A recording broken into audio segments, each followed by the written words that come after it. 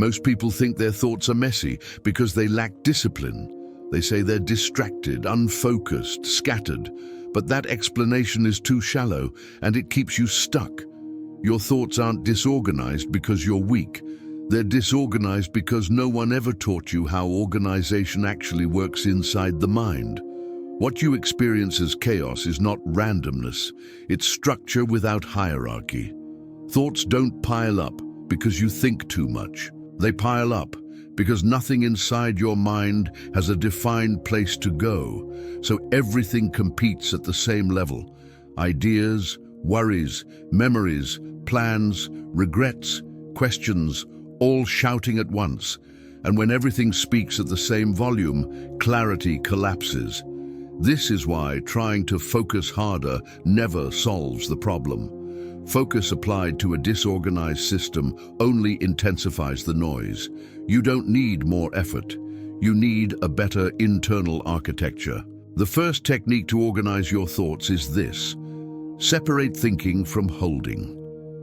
This sounds simple, but it's where almost everyone fails. Your mind is excellent at processing information. It is terrible at storing it.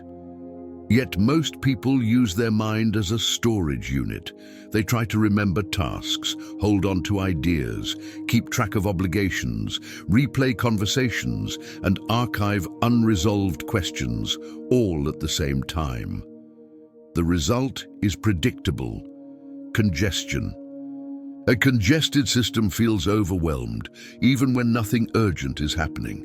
Organization begins the moment you stop asking your mind to hold what it was never designed to hold. The mind's job is to connect, analyze, and decide, not to warehouse unfinished material. Every item you keep in your head taxes your cognitive resources, whether you're aware of it or not. This is why mental fatigue often appears without visible cause. You're tired not from what you're doing, but from what you're carrying. The practical application of this technique is externalization, but not in a superficial way. Not to-do lists alone, not random notes. True externalization means one thing: nothing important is allowed to live only in your head. Tasks get written down, ideas get captured, questions get parked, worries get named. Not to solve them immediately, but to relocate them. The moment something leaves your head, it stops competing for attention. The mind relaxes because it no longer has to guard it. This is not organization for productivity, it's organization for cognitive relief. Most people underestimate how much background noise comes from uncontained thoughts. Once you externalize consistently, you'll notice something almost unsettling: silence. Not emptiness, but space. And space is what allows organization to emerge naturally.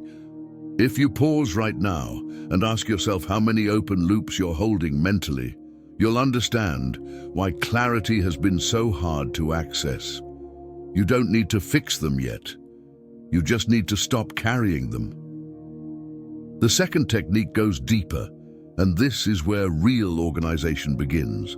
Once thoughts are no longer fighting for storage space, they still need order. And order does not come from urgency.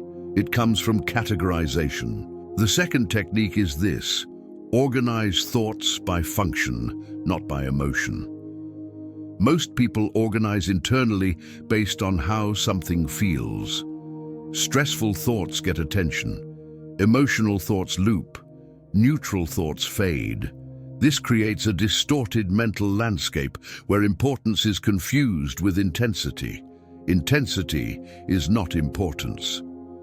To organize your thoughts, you need to ask a different question when something appears in your mind. Not how do I feel about this, but what is this for? Is this a decision? Is this a task? Is this a reflection? Is this a memory? Is this a fear signal? Is this something actionable or not? When you classify thoughts by function, they stop colliding. A task thought doesn't belong in the same space as a reflection. A fear signal doesn't deserve the same treatment as a plan. When everything is treated the same way, by emotional charge, the system jams.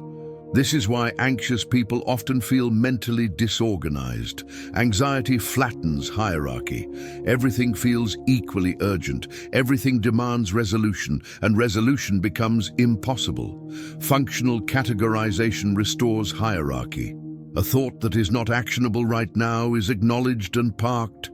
A thought that requires a decision is scheduled. A thought that is purely emotional is felt, not solved. A thought that is creative is explored without pressure to conclude. Organization is not about eliminating thoughts. It's about assigning them to the correct lane. At first, this feels slow. You'll catch yourself constantly reclassifying. That's not failure, that's training. The mind has been reacting for years. Teaching it to sort takes repetition, but once this habit forms, the mental load drops dramatically. Thoughts stop interrupting each other. Clarity increases not because you have fewer thoughts, but because each one knows where it belongs. If this idea is clicking, take a moment to reflect on which type of thought hijacks you most often. Tasks, worries, memories? Just noticing the pattern begins to restore order. The third technique completes the structure, and it's the one that prevents relapse into chaos. The third technique is this: build closing rituals for your thinking. Disorganization persists when thoughts remain open-ended, unfinished, uncontained. The mind hates incompleteness. It will revisit open loops endlessly until it finds closure or exhaustion. Closure does not always mean solving the problem. It means deciding what happens next. Most mental clutter exists because nothing has been decided, not because nothing can be decided. A closing ritual is a conscious act of telling the mind, this thought has been handled for now. That might mean scheduling it, writing a next step, explicitly postponing it, or consciously releasing it. Without closure, even externalized thoughts leak back into the mind. With closure, the system relaxes. This is why people feel relief after making even small decisions. Decision-making organizes the mind because it collapses possibility space. Fewer possibilities mean less noise. You don't need to make perfect decisions. You need to make binding ones. When you end a thinking session, a workday, or even a conversation internally, you mark closure. This is complete for today. That signal matters. Without it, the mind keeps working long after it's useful. These three techniques work together. Externalization removes weight. Functional categorization creates order. Closure rituals prevent accumulation. This is not about becoming hyper-organized or rigid. It's about creating internal hygiene. The same way physical hygiene prevents illness, mental organization prevents overload. If you're starting to see your own mind differently, let that matter. You don't need to master this instantly. Just begin noticing where clutter forms and why. And if putting this into words helps you solidify it, share the insight that stood out most to you. Expression reinforces organization. Organization is not a personality trait, it's a system. And systems can be learned. When you stop trying to control your thoughts and start organizing them, clarity stops being rare. It becomes your baseline. Disorganization returns the moment you confuse movement with order. Many people feel productive because their minds are busy, yet still feel lost. That's because activity without structure only creates the illusion of progress. True organization is not about doing more. It's about knowing what belongs where and when. Once you begin externalizing thoughts, categorizing them by function, and closing loops deliberately, something unexpected happens. Your mind starts to trust the system. It stops trying to keep everything active, just in case. And when the mind trusts that things won't be lost, it relaxes its grip. This trust is essential. Without it, no organizational technique lasts. Most people sabotage their own systems by inconsistency. They write things down sometimes, categorize occasionally, close loops randomly.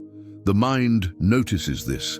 It learns that the system is unreliable, so it keeps everything active as a backup, and the chaos returns. Organization is not about perfection, it's about reliability.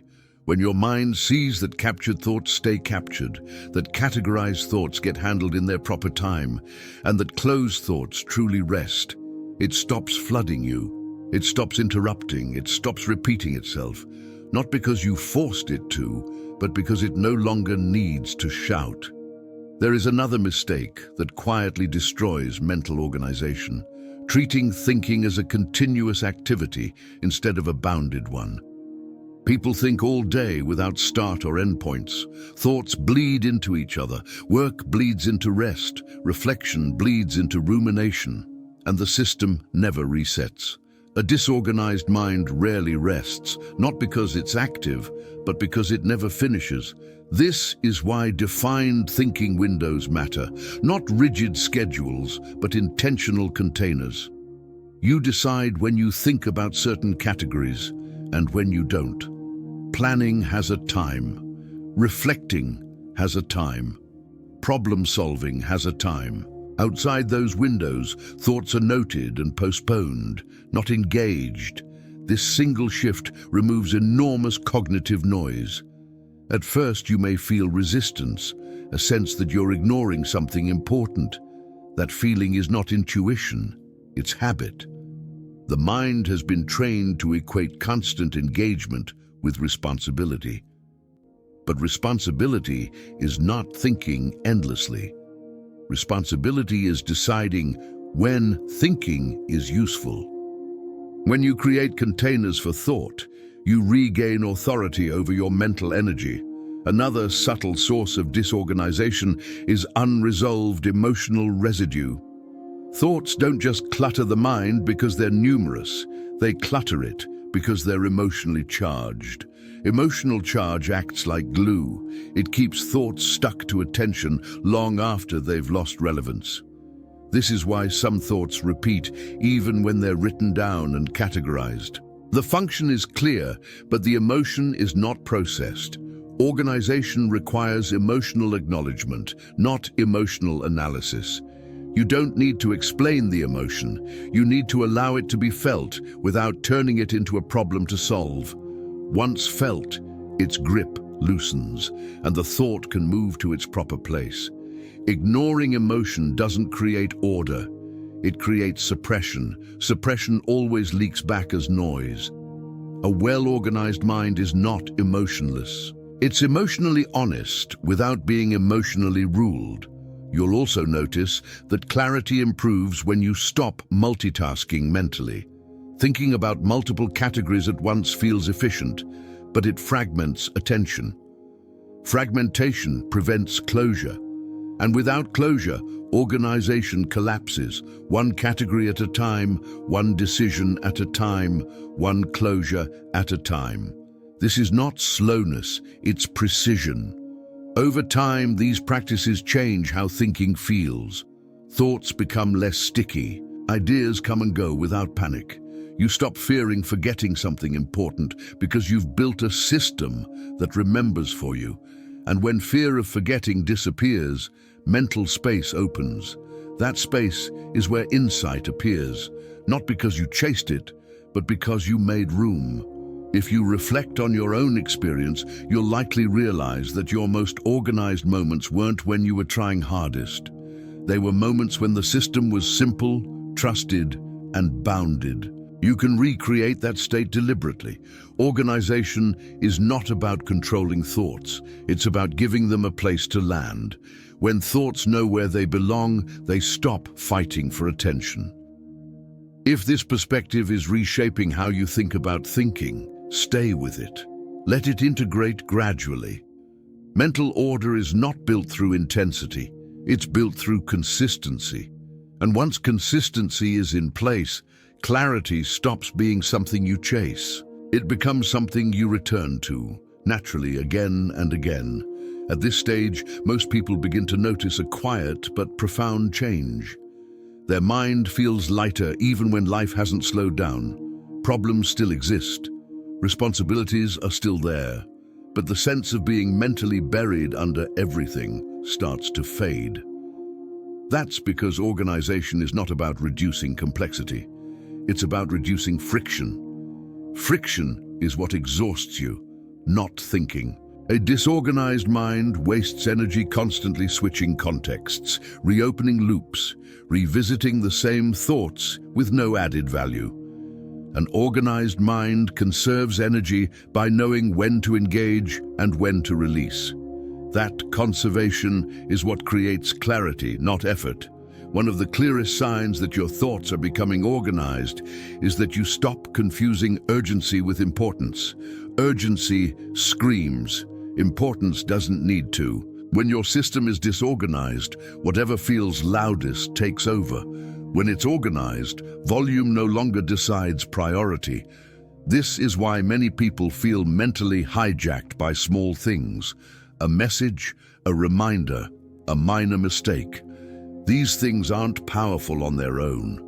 They become powerful because there is no internal hierarchy to contain them. Once hierarchy is restored, interruptions lose their grip. You'll also notice that your relationship with time changes. A cluttered mind feels permanently behind. There's always something unresolved pulling you forward or backward. An organized mind lives more in sequence. Past is archived, future is scheduled, present is inhabited. This doesn't make you passive, it makes you effective. Another important shift is how you relate to thinking itself. You stop treating every thought as a call to action. Some thoughts are informational, some are emotional, some are creative, some are noise. When you know the difference, you stop overreacting internally. Overreaction is one of the biggest sources of mental clutter. Most people don't suffer because they have too many thoughts. They suffer because they respond to all of them as if they require immediate resolution. That reflex creates constant pressure. Organization breaks that reflex. As this settles, you may notice moments of mental quiet that feel unfamiliar, almost suspicious. The mind, used to constant stimulation, may try to fill the space. This is normal. Don't rush to occupy it. That space is not emptiness, it's capacity. Capacity is what allows you to think deeply when it actually matters. You may also become more selective with input, not because you're avoiding information, but because you recognize how easily excess input disrupts order. Organized thinking depends on controlled intake, not minimal intake. Intentional intake. Every piece of information you consume asks for a place in your system. If there's no place, it becomes clutter. This is why many people feel overwhelmed, not by their own thoughts, but by everyone else's. Organization includes boundaries. This doesn't mean shutting down curiosity. It means choosing when curiosity is fed and when it's paused. Curiosity without containment becomes distraction. Curiosity with structure becomes insight. Over time, these changes compound. You start finishing mental processes instead of carrying them. You start ending days with fewer loose ends inside your head. You wake up with less residue from yesterday. This is not because life became easier, it's because your system became cleaner. A clean system doesn't mean a perfect one. Thoughts will still overlap, emotions will still color perception, unexpected events will still disrupt plans. Organization doesn't prevent this. It allows you to recover quickly, without internal collapse. That recovery speed is the real measure of mental organization. If you look back at times in your life when you felt clear, calm, and effective, you'll likely see that organization was present. Even if you didn't call it that. There was a sense of order, of sequence, of things being where they belonged. You don't need to recreate those exact circumstances. You need to recreate the internal conditions. And those conditions are built through simple, repeatable decisions. Not holding what can be placed elsewhere, not treating emotion as instruction, not leaving thoughts open-ended, not thinking without boundaries. None of this is dramatic. That's why it works. If you're feeling a subtle sense of relief as you listen to this, pay attention to that. Relief is a signal that friction is decreasing. That's organization taking effect. And if you want to anchor this shift, take a moment to notice one thought today. that you usually carry mentally and place it somewhere outside your head instead. Just one. That single act reinforces the system. Organization is not about becoming someone else. It's about finally giving your mind the structure it's been missing. When structure appears, clarity follows, not as a peak experience, but as a steady state you can return to. And once you experience that, you stop chasing mental order. You start living from it. Eventually, you reach a point where organization stops feeling like something you do and starts feeling like something that quietly supports you. You don't think about it constantly. You don't manage it obsessively. It simply holds. And that holding is what gives you freedom. This is where many people misunderstand what a truly organized mind looks like. They imagine rigidity, strict routines, endless systems. But real mental organization is flexible. It adapts without collapsing. It bends without breaking. It knows what to release and what to retain. An organized mind is not one that never feels pressure. It's one that doesn't confuse pressure with danger. When pressure appears, you don't scatter. You don't freeze. You locate the pressure, identify its function, and decide how it's handled. That decision alone prevents the cascade that turns one demand into mental chaos. One of the most important outcomes of mental organization is that you stop narrating everything internally. Many people exhaust themselves not through thinking but through constant self-commentary, evaluating, explaining, justifying, rehearsing. This running narration adds no structure, it only adds noise. As organization increases, narration decreases. You still think, but you think toward something, not around everything. You'll also notice a change in how you relate to mistakes and uncertainty. In a disorganized system, mistakes linger. They replay. They contaminate unrelated thoughts. In an organized system, mistakes are processed, categorized, and closed. They become data, not identity. This is why organized thinkers recover faster. They don't carry yesterday's errors into today's attention unless there's a clear reason to.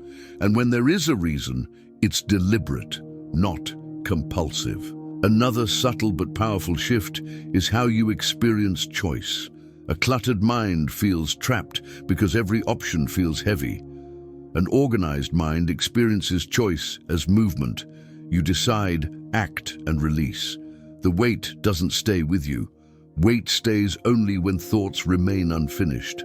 Over time, you begin to trust yourself more, not because you believe you'll always get things right, but because you trust your ability to organize whatever happens next.